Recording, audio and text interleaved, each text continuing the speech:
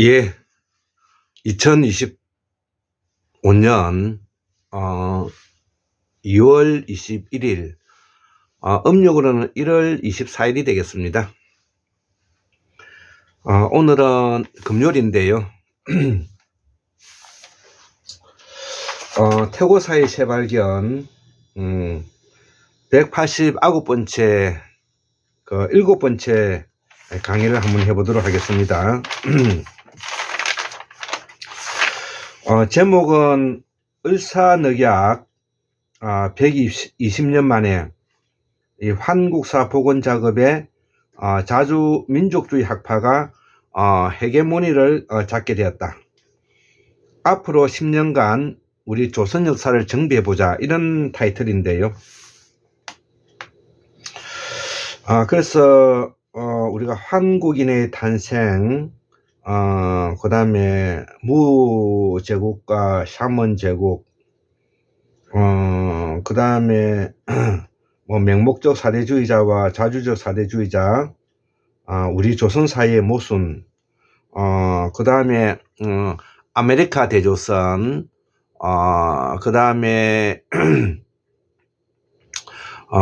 우리 그 샤먼 제국의 이동 경로, 이런 것들을 폭넓게 이야기를 하고 또 그런 강의를 하였죠. 자, 그래서 오늘은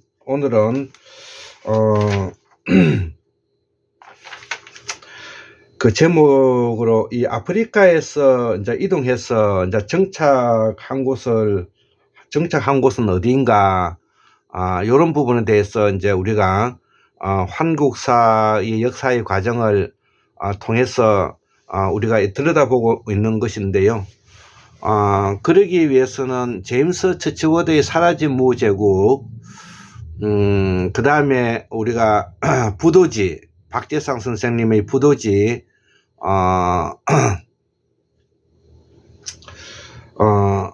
그 다음에 진주소시의 족보인 부소보 같은 것들을 또 참조하면 도움이 되겠습니다. 자, 그래서 제임스 처치워드의 사라진 무 대륙은 다름 아닌 순다 대륙이고, 또 환경이 좋았던 곳은 북미 대륙의 아메리카에 있는 이 멕시코만에 있는 유카탄 반도에 걸쳐져 있는 이 마야 문명이 또 인류가 살기가 매우 편했다, 이렇게 볼 수가 있는데요. 그럼에도 불구하고 우리가 아프리카에서 이주해 와서 가장 남방 문화권을 형성하고 살기가 좋았던 것은 뭐니 해도 이 순다 대륙, 순다 환인을 하죠.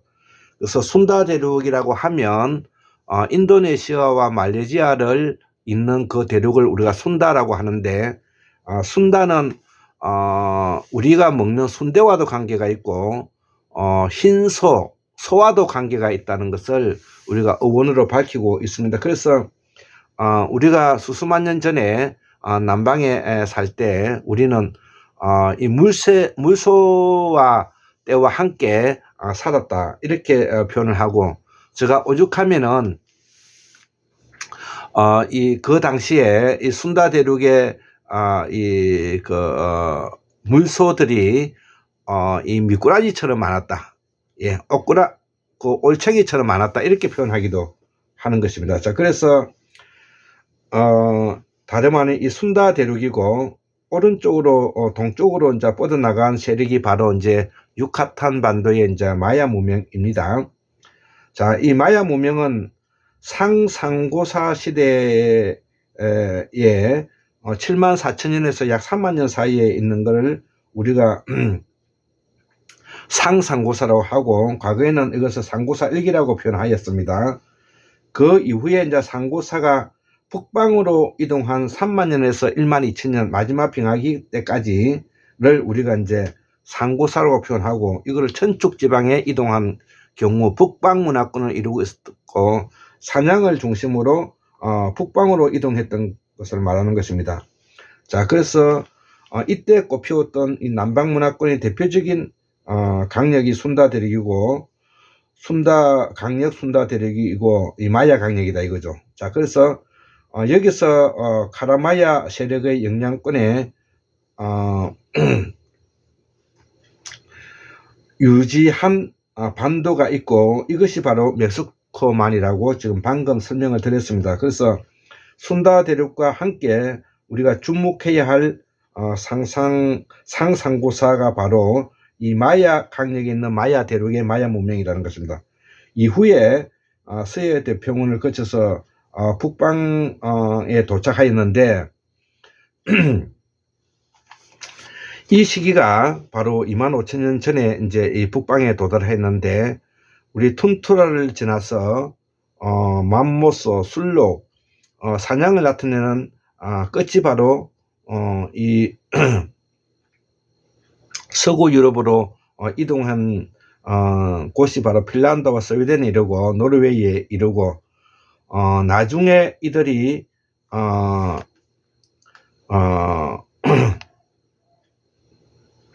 이들의 후손들이 이제 바이킹이 되어 가지고 또 세계를 제패하게 되는 것이 되겠고, 지금 우리 백인들의 인류의 역사에 헤게모니를 잡았던 시기는 바로 이 바이킹들이 전 세계를 휘젓고 다녔던 그 힘이 오늘날에까지도 미치고 있다, 이렇게 이해하면 되겠습니다. 그렇기 때문에 북방의 스웨덴, 노르웨이에 걸쳐 있었던 이들이 바이킹이 우리가 반달족이라든지 기타 이런 것을 통해서 영국과 프랑스, 프랑크, 기타 족이 되어서 전 세계를 제패하고, 그 영향권 안에 지금 현재도 있다는 것을 우리가 세계사를 이해하면서 한번 이해를 해봐야 되겠고요. 자, 그래서 이 유라시아를 따라서 유목민으로서 몽골에 이르고 북방 민족의 중원을 정복하게 된 것인데, 자, 이때의 온누리에 이제 샤먼 제국을 건설하게 되었는데, 바로 이들이 이동한 경로가 바로 순다대로 순다 환원에서 서해 대평원, 만주, 연해주, 북간도를 이어서 지금 이제 흑룡강성 아무르강에 이르렀다. 아무르강에서 조금 더 올라가게 되면 예나강에 이르고, 여기에 툰투라 지역을 따라서 사냥 기술을 익히고 모리시 사냥을 했다고 지금 줄기차게 이야기하고 있습니다. 자, 그래서 이때 나타난 이 샤먼이 무당이 아니라 여기서는 바로 이 지도자를 말하는 것입니다. 자, 그래서 이 샤먼은 지도자는 제국을 말하는데, 그 중에 동이족, 조선, 한이 이제 대표적인 이들이라 이거죠. 그래서 이 동이는 또 구이족이라고 하는데, 고리, 조선, 한 이들 세력을 우리가 샤먼 제국이라 하고, 하늘의 제사 지내는 신정 정치의 제사장 계급이 되었다 이거죠. 이들이 바로 조선이고, 대명조선, 해동조선, 열도조선이 바로 여기에 나타나고 있다는 것이죠. 이들 세력의 주체가 지금의 한반도 상인데, 하루빨리 우리가 통일을 해야 되는 이유도 바로 이런 것을 복원하기 위한 것이다 이거죠. 자, 그래서 좀 건너뛰어서 오늘은 대한제국에 대해서 조금 설명을 해볼까 합니다. 대한제국은 바로 샤먼 제국을 이었던 우리의 역사의 최근자에 있었던 역사인데요. 이 대한제국이 바로 샤먼 제국을 이었던 제국의 형태라는 것이죠. 언제 이루어졌느냐 하면은 고종 때 1897년도에 광무원년이라고 이렇게 이름을 붙였고요. 여기에서 우리가 그 이화문이라 해가지고 오약꽃을 문양으로 했고, 두 번째는 독수리 문장을 가지고 있죠. 이거는 삼한을 대표하는 것입니다. 삼한을 대표하는 것입니다. 독수리 문양. 자, 그래서 이게 샤먼 제국과 밀접한 연관성을 가지고 있다, 이렇게 이야기하면 되겠습니다. 그래서 우리가 통일신라, 그 다음에 고려, 조선, 이어오면서 전제 왕권 국가와 왕과 귀족이 권력을 분점하고 있던 관료 사회를 떨쳐버리고, 바로 이 대한제국으로 왔다는 것은 이것이 바로 샤먼 제국을 열고 있다는 말과도 같습니다. 그래서 우리의 과거에 샤먼 제국이 처음으로 대한제국이라는 이름으로 나타난 현상이다. 이거를 이해하면 좋겠습니다. 자, 국기는 태극기를 사용했고요. 1897년 10월 12일부터 1910년 8월 19일까지 약 13년 정도, 정확하게 말하면 12년 320일입니다. 약 13년, 약 13년. 예.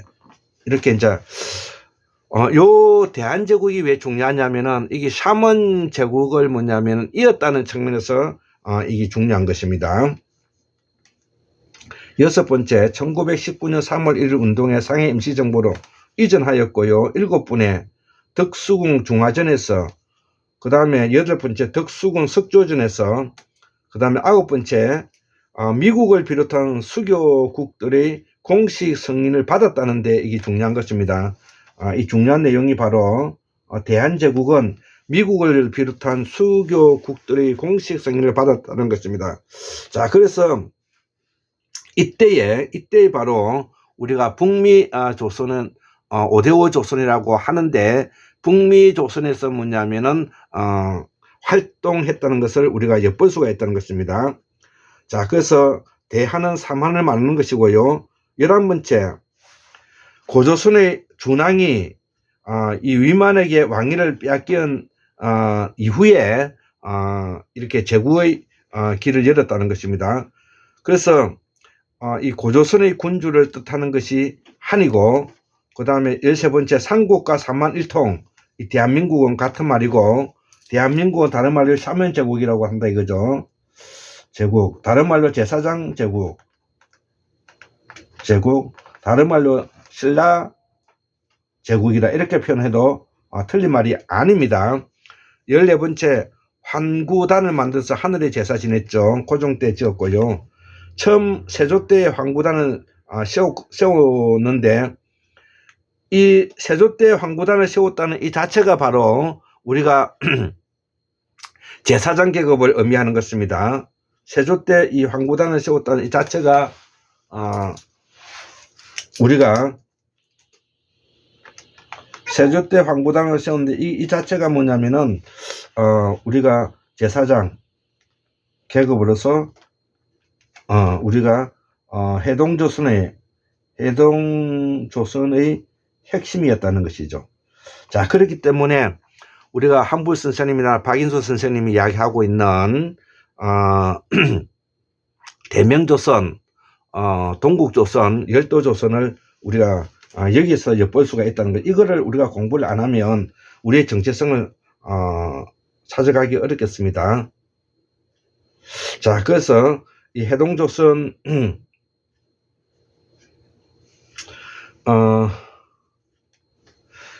그래서 이시조선 시대 때 전제왕건국가 때 우리가 이 사직단하고는 이 황구단하고는 다른 것입니다. 그래서 황구단은 삼한제도를 바탕으로 하고 있는 우리의 삼지제도를 설명하고 있다. 여기 핵심이 되겠습니다.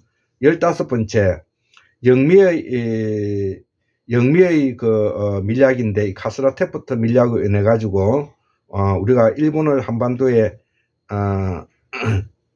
지배하게 되는, 일본이 한반도를 지배하게 되는 그런 연맹이었죠. 자, 그래서 대한제국은 그러면 하게 된 배경을, 이제 이 배경이죠. 배경을 우리가 좀 알아보면 1895년대 고종 32년에 명성황후가 살해되고 을미사변 후에 친일 내각에 탈출해서 러시아 공사관으로 망명했다 이거죠. 이후에 친러 내각을 수립하고 경운궁을 환궁하여 황제에 오르고 대한제국을 건고하였다는 것이죠.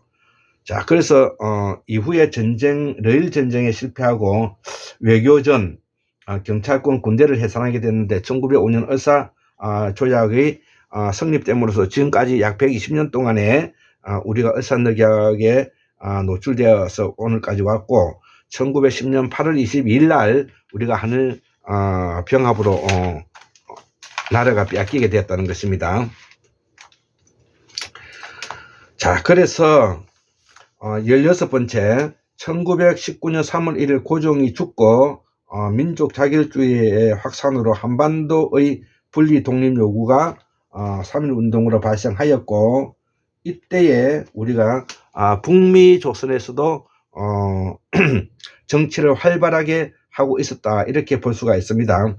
자, 17번째 대한제국의 법통 개성을 표방했는데, 자, 이것이 대한민국 임시정부로 확립하게 되었고요. 18번째 그때 임시 의정원 의장으로서 이동영이 있고요. 이동영. 그래서 이동영은 호가 석훈대요. 조선 후기 개화파 사상이기도 하고 독립운동가이기도 하다 이거죠. 자, 그래서 이동영에 대해서도 공부를 좀 해야 되겠고요. 자, 지금부터 대한민국이 아닌 이제 인민이 주도하는 대한민국으로 이제 바뀌고 있다는 것이죠. 19번째 대한민국 임시정부 수립을 선포하게 되었다 이거죠. 자, 그래서 대한제국은 이게 이 삼원제국에서 샤먼제국에서 대한제국, 대한민국, 샤먼제국이 부활하게 됐는데, 우리가 조선민주주의인민공화국 군사계급, 호남 생산자계급, 영남 재산계급, 이렇게 지금 이제 우리가 삼지 그 제도의 형태를 가지고 있다는 것입니다. 그래서 이 대한민국의 민주주의 민주공화정은 2024년 12월 3일 윤석열의 친일 쿠데타와 함께 영남을 기반으로 하는 수구, 극우 보수 세력의 순통을 끌어놓아야 한다 이거죠. 여기에 이승만, 박정희, 전두환, 노태우, 윤석열이 있고요. 이들이 순통이 끊어놓지 않으면은 4만 1통의 연방제 형태의 두고두고 골칫거리가 된다는 거죠. 그래서 이번 기회에 이승만, 박정희, 전두환, 노태우, 윤석열이로 이어지는 이런 수구, 볼통, 수구, 극우 보수 세력의 숨통을 끊어놔야 된다는 뜻입니다.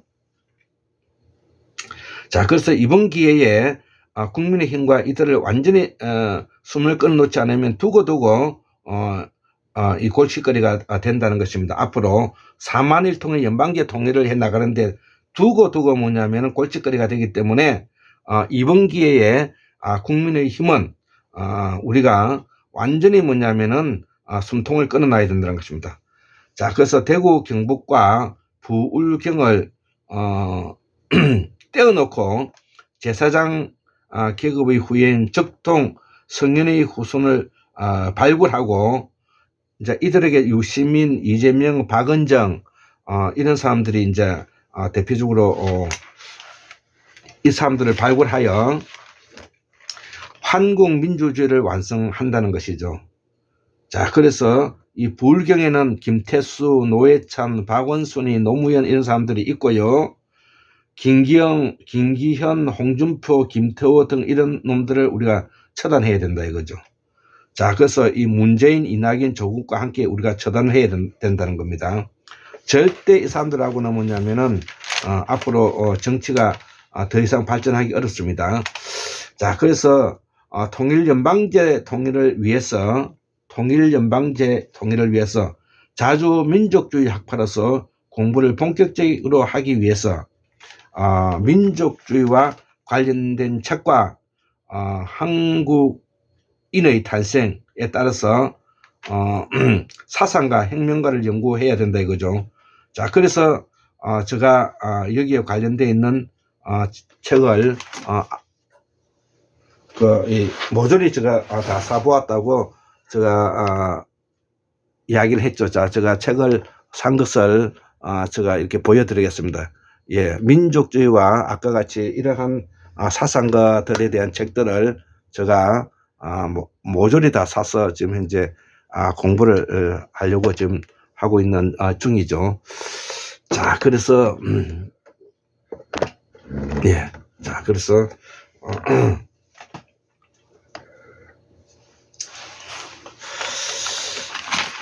자, 그래서 사상가, 혁명가를 연구해야 하고요. 내가 조선 팔도를 연구하면 우리 지역 기반을 주류와 비주류가 있더라 이거죠.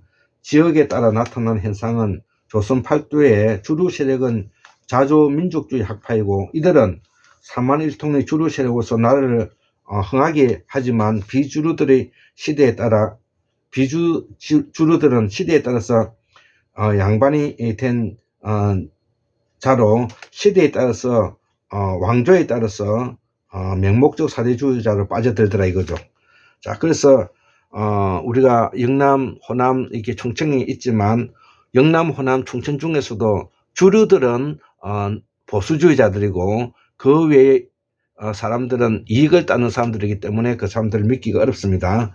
자, 그래서 이 삼만일통은 이런 영호남의 충청도의 주류들과 같이 의논해 나가야 된다 이 말입니다. 삼만일통의 역사관과 시대성을 가지고 있는 자들을 우리가 자주 사대주의자로서 그릇을 전정 나라를 망하게 하거나 팔아먹지는 않았을 것이다 이거죠. 그래서 나라를 팔아먹은 이완용이나 나라를 망하게 한 윤석열은 분민 역사의 이름으로서 우리가 단죄되어야 하고 앞으로 이들에 대해서는 혹독한 비판이 있어야 될 것입니다. 자, 그래서 이 시대의 사상가 철학자로서 모든 선생도 있지만은 나는 이 샤먼제국 대한제국을 부활하고 샤먼제국은 바로 대한제국을 부활하는 것입니다. 시대에 따라서 한국의 민주공화정을 완성하는 작업에 우리가 항상 전선에 서 있다는 것이죠. 이는 삼만일통의 역사석을 복원하고 부활할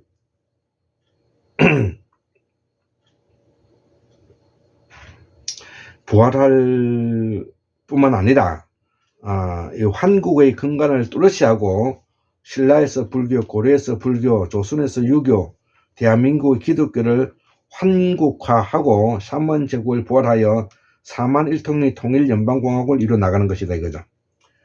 자, 그래서 2024년 12월 3일 윤석열 친위 쿠데타, 2025년 1월 20일 우리 아버지가 돌아가셨는데 이런 여러가지 역사적 변곡점과 개인적인 사생활이 스스로 존엄하고 스스로 부유물이 없는 인간이 되어 멋있는 인간이 되어 보자 이렇게 이제 노력하고 있는 것입니다. 자, 그래서 우리가 앞에서도 잠깐 언급했지만 1905년에서 1925년이 바로 을사늑역 120년이 되는데 2024년 12월 3일 날 윤석열을 친위 쿠데타는 지난 120년간의 제국주의 역사요 기독교 역사에 대해죠. 그래서 유교 역사 500년과 기독교 역사 100년과 불교 역사 900년을 역사를 끝내고 샤먼 제국의 삼만일통의 역사를 환원하는 원시 반본이 필요하다. 그동안 조상을 갈아치우는 환부역조하는 시간을 끝내고 우리가 지난 1500년간의 전제 왕건 국가를 끝내고 샤먼 제국의 근본 사상인 도사사상, 개인공화국, 민주공화정으로서 우리가 돌려받아야겠다 이거죠. 자, 그래서 이 개인공화국은 샤먼 제국 사상이고 제도인데 제사장계급, 군사계급, 생산장계급으로서 삼지제도를 가지고 있고 이를 우리는 자주자립자치라고 한다 이죠. 이것이 우리 국민 마음속에 뿌리 내리지 않으면은 맹목적 사대주의자로서 지난 1500년간의 학문이 지난 1500년간 우리는 남의 권위에 종속되게 되어 있다 이거죠. 요거는 소남자 김재수 선생님이 썼던 글이기 때문에 너무 좋은 글이라서 제가 한번 읽어보도록 하겠습니다. 학문이 남의 권위에 종속되면 작금 오늘의 꼴이 되고 남의 앞잡이 노릇을 면하지 못한다. 한국사의 남방문화권의 하루방 할망과 북방문화권의 환인 당군의 삼지제도인 고조선 농사의 왕만 제도를 알았더라면 오늘 나 자신의 정신적인 예속성을 생기지 않았을 것이며 대려 세계인의 정신적 지주가 되었을 것이다. 이렇게 뭐냐면은 적고 있다는 것이죠. 자, 그래서 우리가 앞에서 설명했던 오늘은 이동영 선생님에 대해서 잠깐 아까 호는 석오가 되겠고 1869년 이 충남 사람이고요. 신흥무관학교 초대 교장이고 대한민국 임시정부 창립 멤버로서 초대 2대, 5대의 임시정부 지탱한 대들보 같은 존재라 이거죠. 자, 그래서 요거는 참고를 하고요. 오늘은 여기까지 강의를 마치도록 하겠습니다. 예, 감사합니다.